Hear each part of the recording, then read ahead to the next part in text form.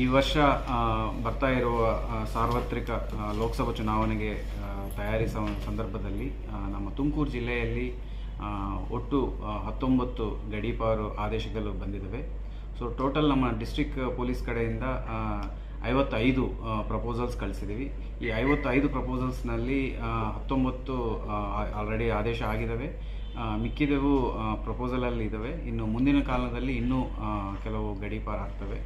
So ಈ ಎಲ್ಲ trouble makers, ಈ ಹಳೆ ಕ್ರಿಮಿನಲ್ ಹಿಸ್ಟ್ರಿ ಇರುವವರು, ಈ ಚುನಾವಣೆ ಸಂದರ್ಭದಲ್ಲಿ ಅವರು ಇರುವ ಕ್ಷೇತ್ರದಲ್ಲೇ ಭಯಭೀತಿ ಮಾಡುವಂಥವರು ಅವ್ರನ್ನು ನಾವು ಹೊರಗಡೆ ಕಳಿಸ್ತಾ ಇದ್ದೀವಿ. ಹೊರಗಡೆ ಕ್ಷೇತ್ರದಲ್ಲಿ ನಮ್ಮ ಪೊಲೀಸರೇ ಹೋಗಿ ಅವ್ರನ್ನು ಹೊರಗಡೆ ಕ್ಷೇತ್ರದಲ್ಲಿ ಲೋಕಲ್ ಪೊಲೀಸ್ ಸ್ಟೇಷನ್ಗೆ ರಿಪೋರ್ಟ್ ಮಾಡಿಸಿ ಅವ್ರಿಗೆ ಸ್ಥಿತಿಗತಿಗಳನ್ನು ತಿಳ್ಕೊಂಡು ಬರ್ತಾರೆ. ಅವರು ಯಾವ ಕಾರಣಕ್ಕೂ ಅವರು ಕಂಡೀಷನ್ಸ್ನ ವೈಲೇಟ್ ಮಾಡಿ ಮತ್ತೆ ಡಿಸ್ಟ್ರಿಕ್ಟ್ ಬರಬಾರದು.